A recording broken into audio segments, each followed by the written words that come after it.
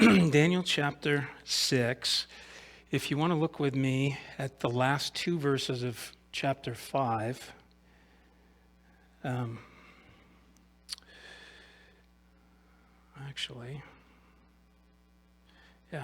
guys remember the scene from all of chapter 5. Belshazzar was the king at the time. He was ruling. He, from what it looks like, Mama told him about Daniel, as he needed one with wisdom. And Daniel comes and tells him with the handwriting. Remember that the handwriting on the wall, this hand mysteriously appears right in the middle of their party.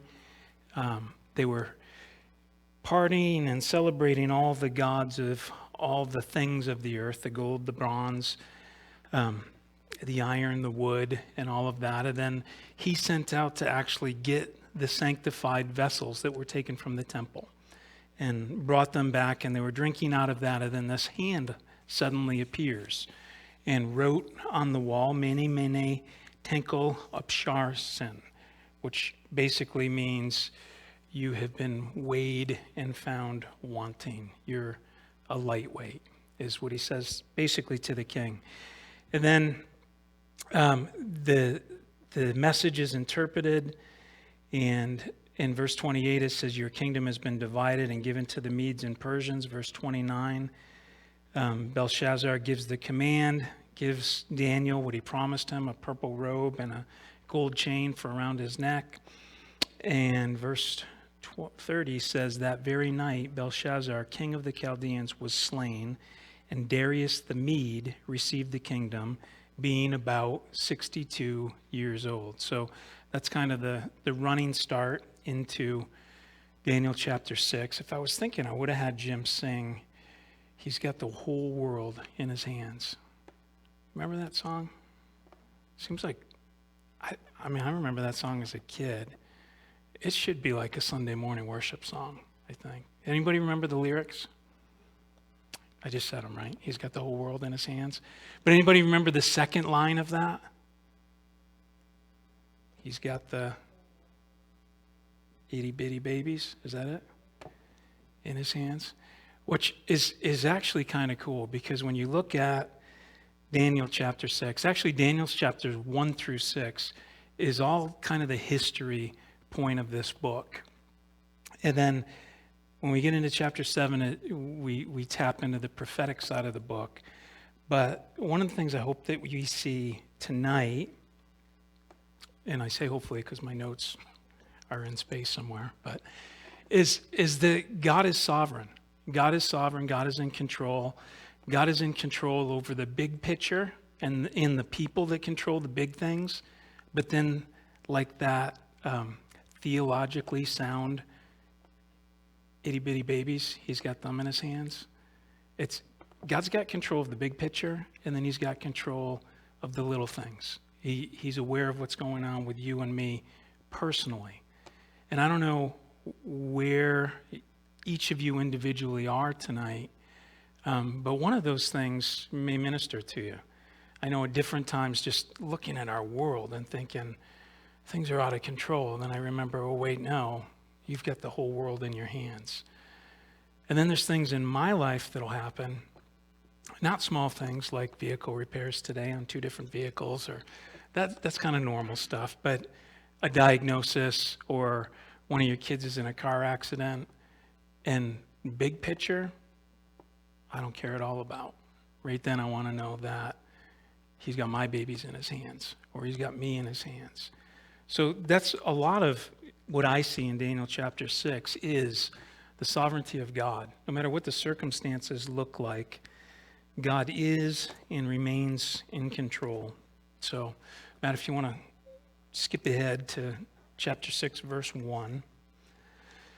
It says, it pleased Darius to set over the kingdom 120 satraps to be over the whole kingdom, and over these 3 governors, of whom Daniel was one, that the satraps might give account to them, so that the king would suffer no loss. So the governors and the satraps sought to find some charge against Daniel concerning the kingdom, but they could find no charge or fault because he was faithful, nor was there any error or fault in him. Now, I promise we're going to get to Daniel and the lion's den tonight. I'm going to try, okay? But even that, I don't know what your impressions are of that. I say that just because I'm going to bog down for a little while. And if you're waiting for that, it is coming.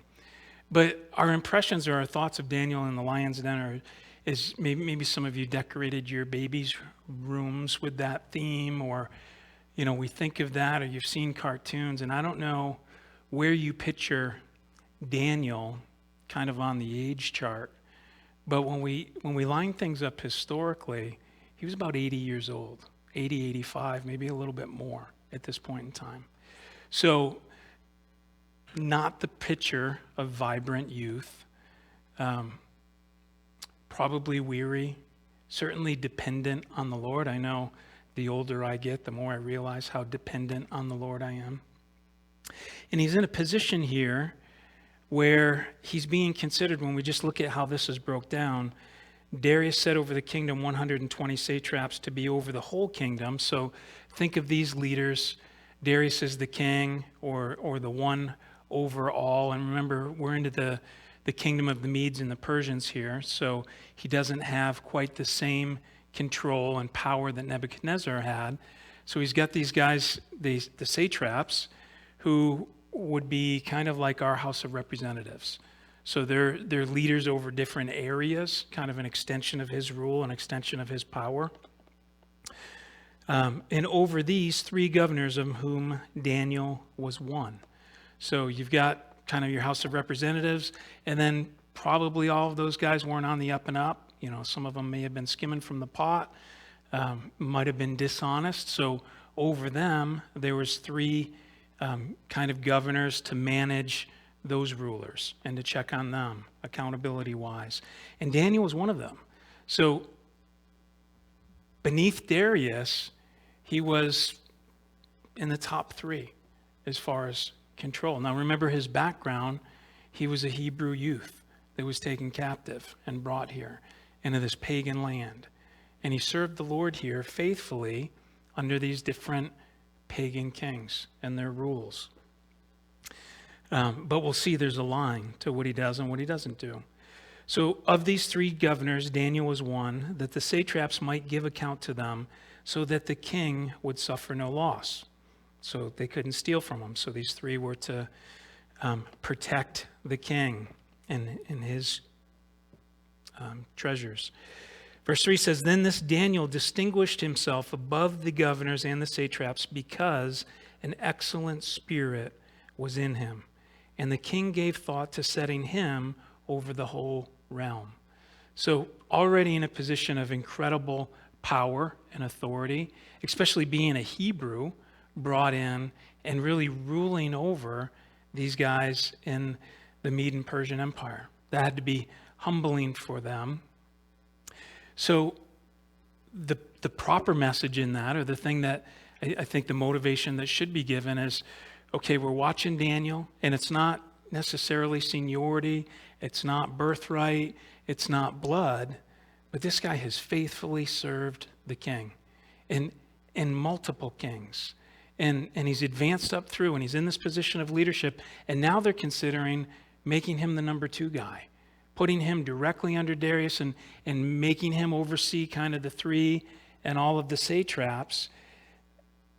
The message in that should be, so if I look at how Daniel's lived his life, and I model my life after Daniel, and I try to live by the same standard or exceed his standards, maybe I also could advance. Maybe I also could be given position. Maybe I also could be given power. But we'll see that even though Daniel distinguished himself above the governors and the satraps because this excellent spirit was in him, the king gave him thought to setting him over the whole realm. Verse 4, "So the governors and satraps sought to find some charge against Daniel concerning the kingdom, but they could find no charge or fault because he was faithful. Nor was there any error or fault found in him." So rather than look at Daniel's life as kind of the blueprint for success, they said, how are we going to sabotage this guy? How can we destroy Daniel and keep him from advancing, keep him from getting this position of even greater authority? I know. We'll find some dirt. We'll do a background investigation. When I first got hired for the government, the FBI did a background check. And their background check, basically they would get references. Who can we talk to about you? And they would talk to them for like 5 minutes. Okay, who do you know that's ever had an issue or a problem with Brian?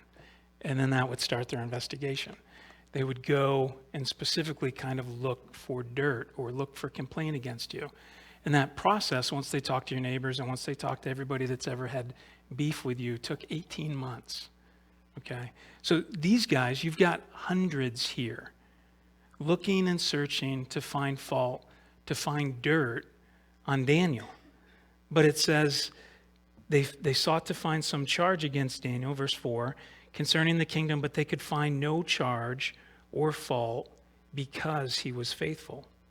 Nor was there any error or fault found in him. Can you imagine that in one of our political leaders? One that has been chosen to govern in our lands, anywhere, any state. Can you imagine? I mean, like I said, Daniel was ballparking his 80s here. And that may be a low estimate. It might be, like I said, 85, closer to 90. But there was not just no dirt, but no fault found in him.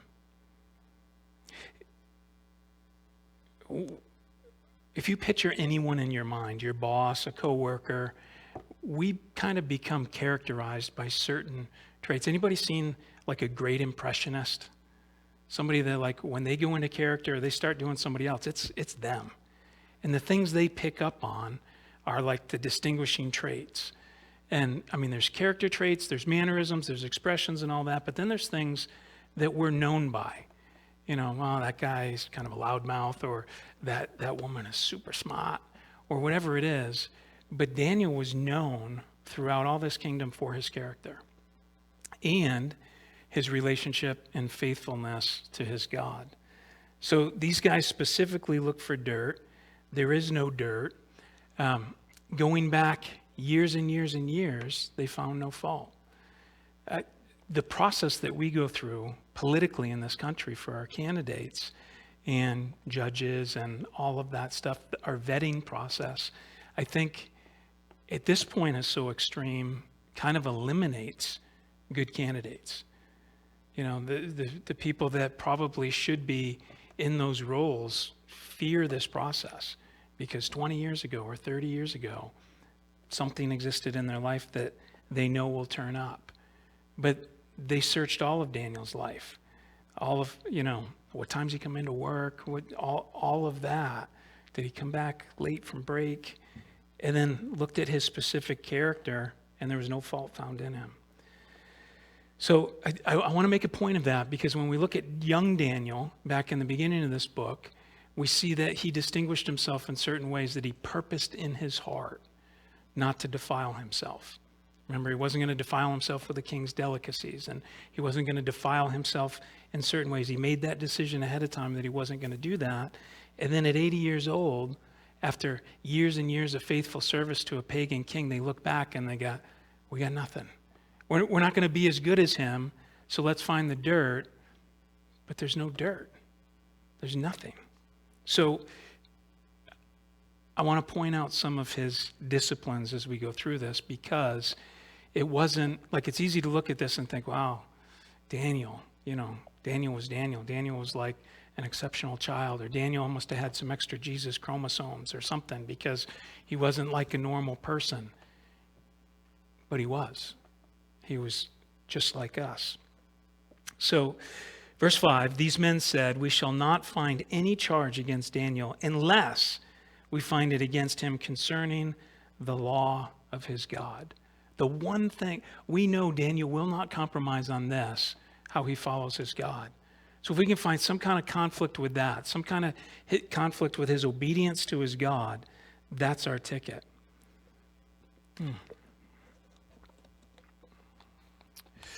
So, verse 6. So these governors and satraps thronged before the king and said thus to him, King Darius, live forever.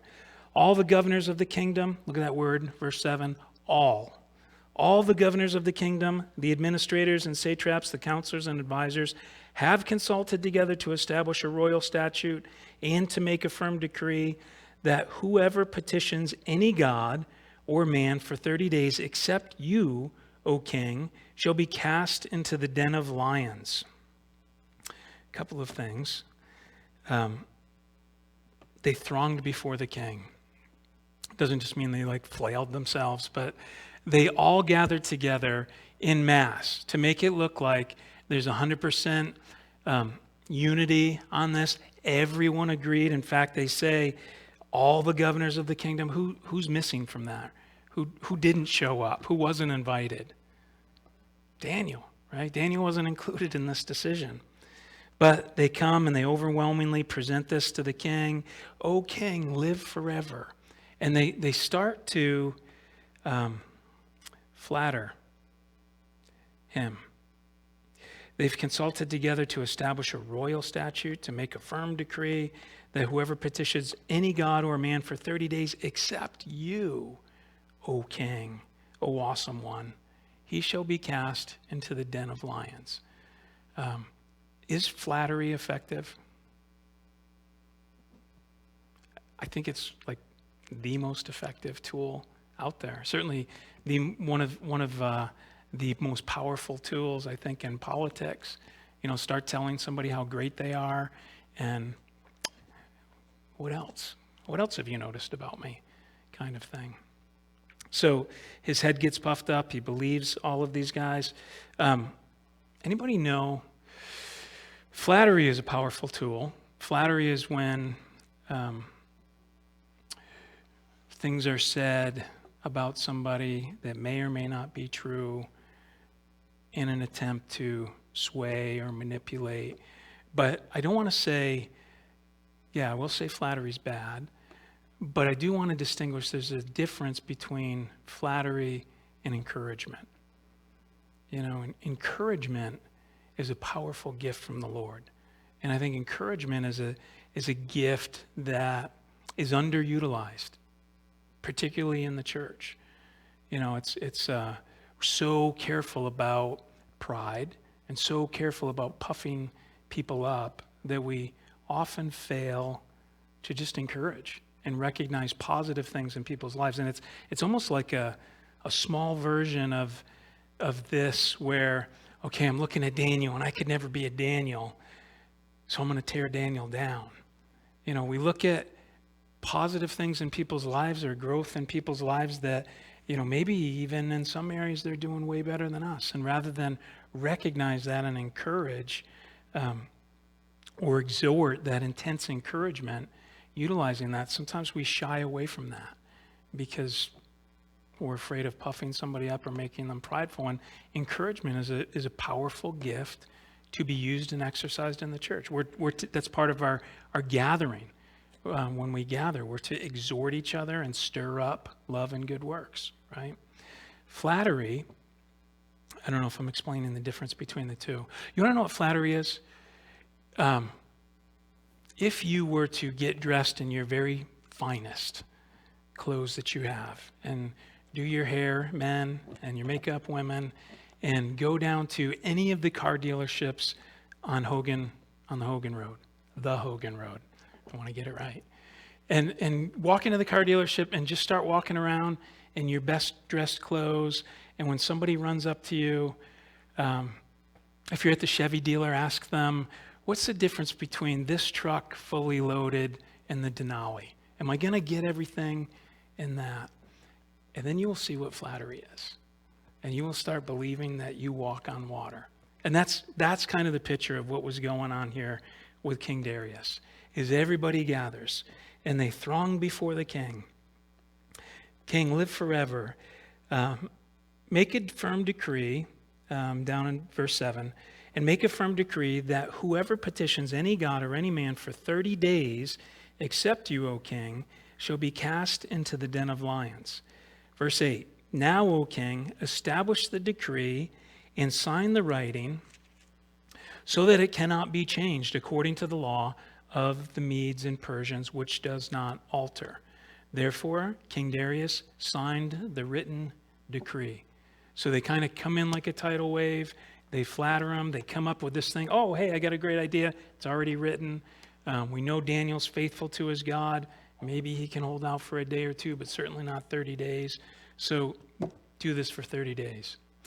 Remember in chapter 2, the dream that Nebuchadnezzar had? The image with the head of gold, and then it went down to the silver. And I talked about kind of, because we're going to get into something similar next chapter. But I talked about the head being gold because Nebuchadnezzar had ultimate power. He was a monarchy of one. Basically, when he spoke, every time he spoke, it was law. Anything that came out of his mouth was law. The difference here, when you get into the Medes and Persians and you go lower down that scale, this king was still the most powerful person basically in the world at this time, but his authority was not all his own. The idea here of the law of the Medes and Persians can't be changed is once a law was made, it couldn't be changed, meaning that even the king didn't have the authority to change it. Where Nebuchadnezzar, if he spoke something into law, he could immediately say, you know what, that was kind of dumb, or I was being flattered and I want to change that. So it's changed because I spoke it. Here, the whole practice was set up basically so that nobody could manipulate the law. Nobody could bribe their way out of following the law. Even the king was subject to the law once a law was made. So he signs this decree, and according to the law of the Medes and Persians, it could not be altered. It couldn't be changed for the king. It couldn't be changed for Daniel. It couldn't be changed for the highest bidder, that would come and try to bribe all the satraps or anything like that. Once a law was made, it could not be changed. So Darius did not have the same authority and power that a Nebuchadnezzar had. So he signed the written decree, so it was law and an unchangeable law. Verse 10 says, now when Daniel knew that the writing was signed, he went home. So it wasn't like Daniel was unaware. Daniel knew, and he went home, in verse 10. And in his upper room with the windows open toward Jerusalem, he knelt down on his knees 3 times that day and prayed and gave thanks before his God, as was his custom since the early days. He didn't hide. He did not do it. Not for a day, not for 30 days. In verse 10, he knew the writing was signed. He went home, and that very day, he knelt 3 times and prayed. It's interesting. I'm trying to remember exactly where. Somewhere in my notes it says, but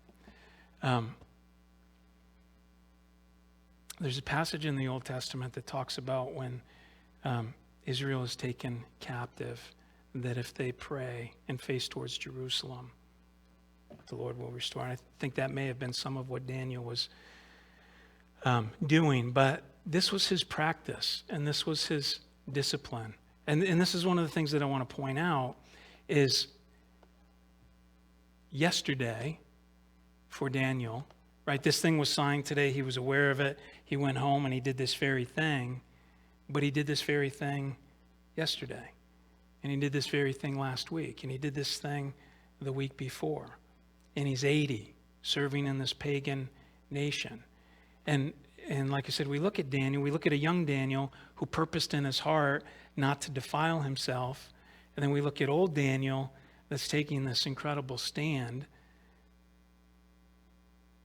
And it's been his practice and it's been his discipline. So, why was Daniel this incredible man of God that there was no fault in? Was it just because it was like a genetic thing? Or like I said, he had some extra Jesus chromosomes? Or was it kind of a result of his relationship and his practice with God? Because this was not legalism in his life, and it was not religion in his life. Daniel had a discipline of, this is my practice. And, doing this Sunday after Sunday and Wednesday after Wednesday, oftentimes, you don't want to beat up people, but I encourage you, particularly if you end up back there for good or bad for counsel, one of the things I ask is, do you have a daily prayer time with the Lord? Are you spending time daily in the Word? This thing that's living and powerful and changes our lives. Do you have that discipline in your life? Not a religious thing, or like, I didn't do it today, so I'm going to condemn myself forever. But like, you look at why Daniel was who Daniel was, why he was the man that he was. And this was a practice that was ingrained in his life, so much so that the people around him looked at him and said, you know what, the only way we're going to get him is with his relationship with his God. If we can tie something to that, so let's look, we can't find anything, so let's make something up so that his faithful practice with the Lord is going to be a violation of something that we do. So he goes to the upper room. He went home in his upper room with his windows open towards Jerusalem. He knelt down on his knees 3 times that day. He prayed. He gave thanks before his God, as was his custom since his early days. So this is not certainly the people that are here on Wednesday night, if I were to get a positive answer from this, it would probably be from you guys. But if I were to ask this question, how many of us did this today? How many of us prayed 3 times to God today, specifically for our country or our church or the salvation of the lost or any of those things? How many of us got down on our knees to pray? I mean, there's all kinds of different positions to pray from, all kinds of different biblical positions to pray from. Certainly we can have arms raised up and head towards the sky and all of that. But there is something to Daniel's posture of prayer and the humility of being on our knees before God. And that gets harder as you get older. Daniel's 80.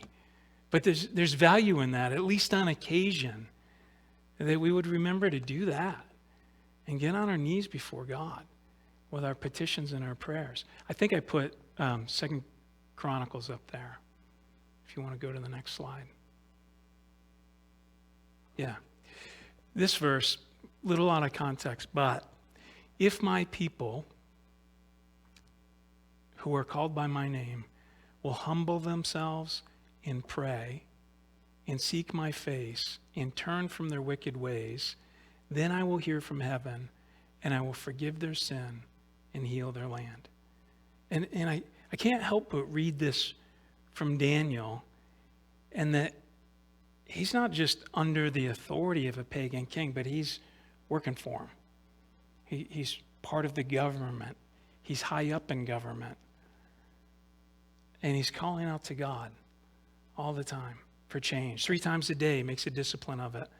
That's what he does. And then I look at this verse, and it says, if my people who are called by my name will humble themselves and pray and seek my face and turn from their wicked ways, then I will hear from heaven and forgive their sin and heal their land. I look, some of us are older, some of us are younger. We can remember, some of us can only remember a couple presidents, some of us can remember many.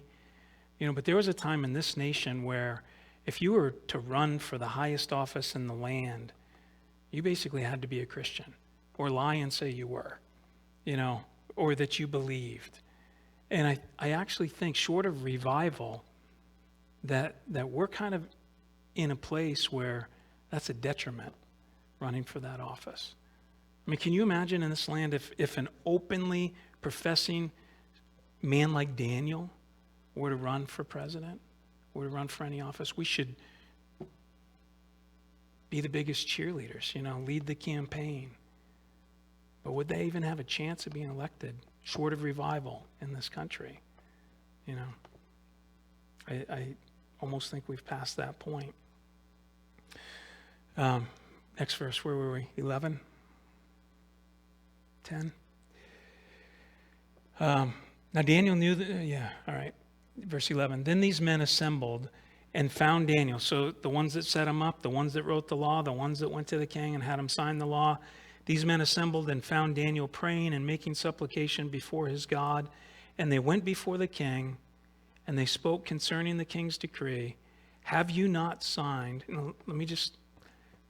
Daniel knew this. And Daniel knew the consequences of this.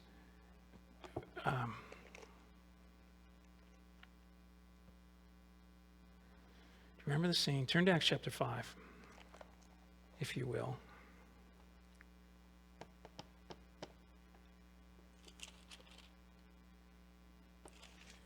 I think it's Acts chapter 5.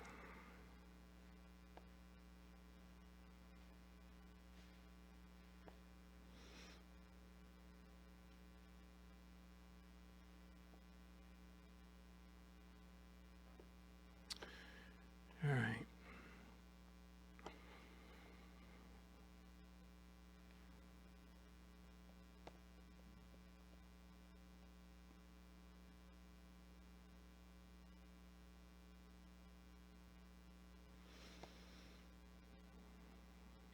Remember, the disciples were in prison. Acts chapter 5, actually, I'll just start in verse 22.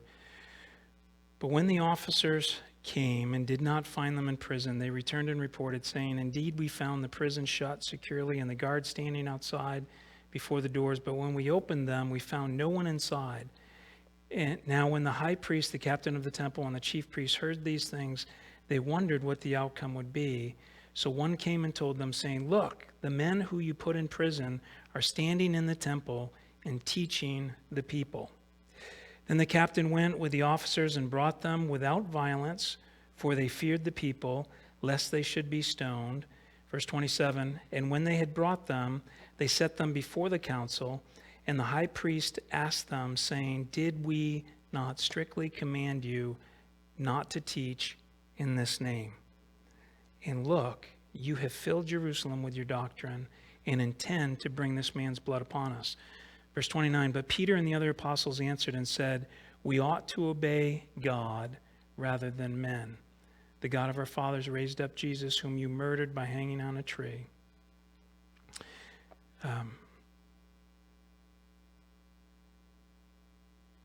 We ought to obey God rather than men. Daniel was faced with that choice.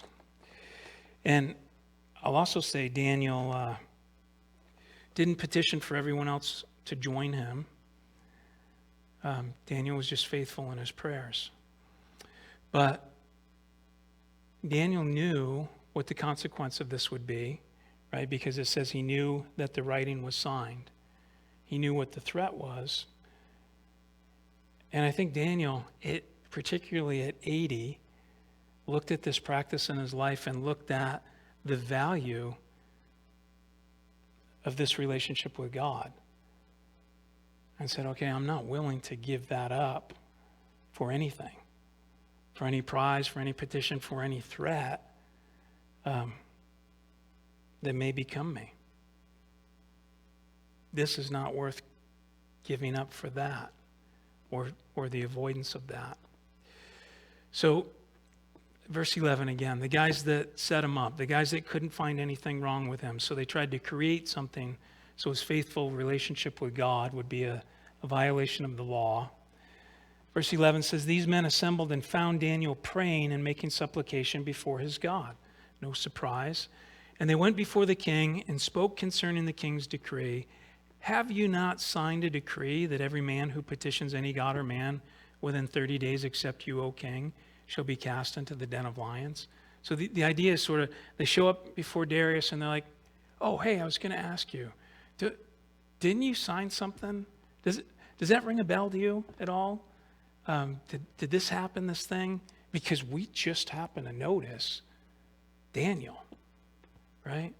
Have you not signed a decree that every man who petitions any god or man within 30 days except you, O king, shall be cast into the den of lions? The king answered and said, the thing is true according to the law of the Medes and Persians, which does not alter. So kind of, yeah, I did it. How's it going, boys? You know, anybody violating it? Anybody worshiping anybody but me? Verse 13, so they answered and said before the king, that Daniel, who was one of the captives from Judah, that slave, you captured from Judah does not show, or not him, but Nebuchadnezzar, does not show due regard for you. So they make it personal, right? It's not even he violated the law or did this thing, but he shows no regard for you, O king, or for the decree that you have signed, but makes his petition 3 times a day. Verse 14, and the king, when he heard these words, was greatly displeased with himself. Not with Daniel. I mean, he knows what Daniel's about. He knows Daniel's faithful. But this realization, like the light bulb goes on, that he was duped. And he was prideful. And he was flattered and tricked by these men. He was greatly displeased with himself. And he set his heart on Daniel to deliver him. Didn't set his heart necessarily on finding a way to manipulate, but he actually set his heart on Daniel. Cared about what happened to Daniel. He set his heart on Daniel to deliver him, and he labored till the going down of the sun to deliver him. So he starts searching out. Is there any way? Is there any loophole? Is there any way around this? Because again, he doesn't have the authority of a Nebuchadnezzar. Verse 15, then these men approached the king and said to the king, know, O king, that it is the law of the Medes and Persians that no decree or statute which the king establishes may be changed. Let's just remind you of this, king. You don't have the authority to change this. The law's the law. Verse 16, so the king gave the command, and they brought Daniel and cast him into the den of lions. But the king spoke, saying to Daniel, your God, whom you serve continually, he will deliver you. What's interesting is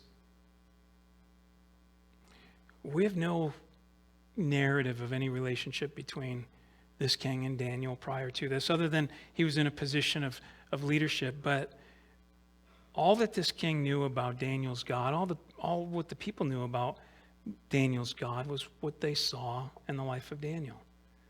You know, and by observation, this guy looks at Daniel and he says, your God whom you serve continually, he will deliver you. We'll see he's got some doubt on that.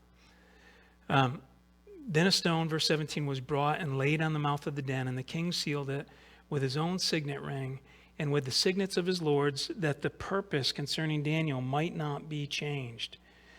Now the king went to his palace and spent the night fasting, and no musicians were brought before him. So the normal party, the normal playing of the music and drinking and all that didn't happen. He was actually fasting for Daniel and sleepless. Also his sleep went from him. Then, verse 19, the king arose very early in the morning and went in haste to the den of the lions. And when he came to the den, he cried out with a lamenting voice to Daniel. The king spoke, saying to Daniel, Daniel, servant of the living God, has your God, whom you serve continually, been able to deliver you from the lions? Daniel, don't worry about it. Let me encourage you. Your God's going to deliver you. Hey, Daniel, you okay? Did your God deliver you? The God that you serve continually? So they cast him into the lion's den. Prior to this, opening the doors, there's historically a bunch of stuff that validates that this was a tool that they used, but not to get all National Geographic, but my dog, actually, like an hour before it's time to eat, my dog walks over to that food dish and starts laying there whining. You know, he just knows what hungry does in an animal. And if you've ever seen a lion attack another animal, it's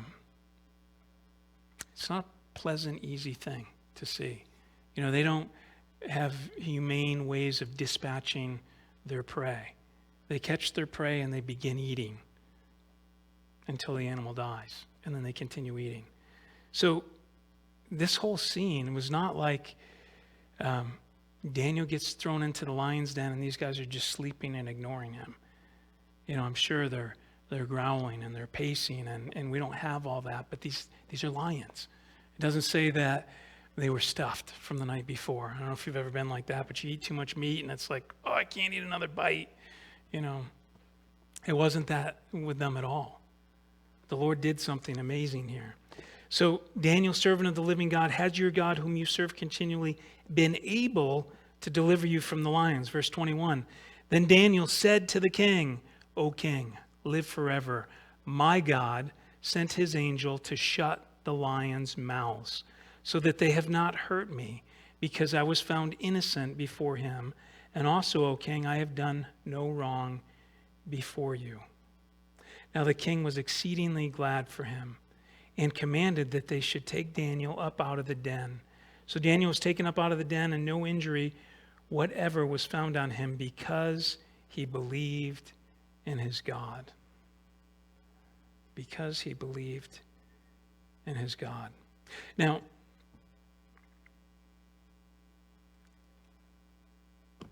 I love Daniel. I love his example. But even in 21, the guy that just threw him in the lion's den, that was duped, O king, live forever. There's no hostility. There's no vengeance in him. My God sent his angel. Immediately he begins to testify. None of us have actually been in a physical lion's den. But we've all been in lion's dens to different degrees. And I can see Daniel being in that spot thinking, man, I hope this brings glory to God. My tragedy, my trial, I can't wait to see what God does with it, who he speaks to. And man, what if we, like Daniel, prayed one time a day for our church, for our country, every day, 2 times a day, 3 times a day, humbled ourselves, did the things that Daniel did? Because I don't remember being in a lion's den saying, Lord, I hope somebody's moved by this. It's usually, Lord, I'm afraid of lions. Get me out of here. Rescue me.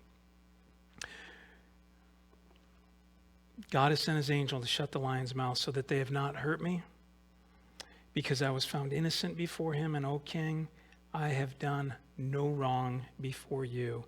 Now the king, verse 23, was exceedingly glad for him and commanded that they should take Daniel up out of the den. So Daniel was taken up out of the den, and no injury whatsoever was found on him, because he believed in his God. And the king gave the command, and they brought those men who had accused Daniel, and they cast them into the den of lions. Now, if you're going to play the game that these guys played, you have to be prepared to play the price. You better make sure you win. If you're going to flatter people in leadership, you're going to do things and mess around to this degree. So the king then orders these guys, and it says, them, their children, and their wives were brought. Now, nowhere in here are we told that God did this for revenge, or God condoned the killing of their children. But it says this king, Darius, did this. The king gave the command, and they brought those men who had accused Daniel. Remember, he was upset with himself for being manipulated by these guys. They cast them into the den of lions, them, their children, and their wives. Why would they throw the kids in there? Any ideas? You throw mom in there, throw dad in there. The next generation maybe seeks revenge after this king. Take away any threat. Throw them all in the hole. They cast them into the den of lions, them, their children, their wives, and the lions overpowered them and broke all their bones in pieces before they ever came to the bottom of the den. So again, these lions didn't leave Daniel alone because they were full, or they didn't like human flesh. They devoured these guys. Then King Darius wrote to all peoples, verse 25, to all peoples, nations, and languages that dwell in all the earth, peace be multiplied to you. I make a decree that in every dominion of my kingdom, men must tremble and fear, not just believe in or follow or do the things that Daniel did, but all men must tremble and fear before the God of Daniel, for he is the living God and steadfast forever. His kingdom is the one which shall not be destroyed, and his kingdom shall endure till the end. He delivers and rescues, and he works in signs and wonders in heaven and on earth. Who has delivered Daniel from the power of the lions? So this Daniel prospered in the reign of Darius and in the reign of Cyrus the Persian, who we'll talk about more later. So chapter 7 picks up the prophetic side of the book of Daniel, and that's where we'll go. It's next week, Christmas Eve week. No? Good. Okay. All right, let's pray. Father, Lord, I thank you for your word, and I thank you that you are sovereign, Lord, and we look at things from such a limited perspective, and we see Daniel getting tossed into a den of lions, and in our minds and hearts, Lord, that the next page reads, he was toast, he was done. But Lord, you are in control of the world, and you're in control of our lives. And Lord, if we are in a place like Daniel in a lion's den, or in a place where everyone else that we work with or everyone else that we know conspires against us, Lord, may we trust in you. And where we don't, Lord, give us the faith to do that very thing. We pray this in Jesus' name. Amen.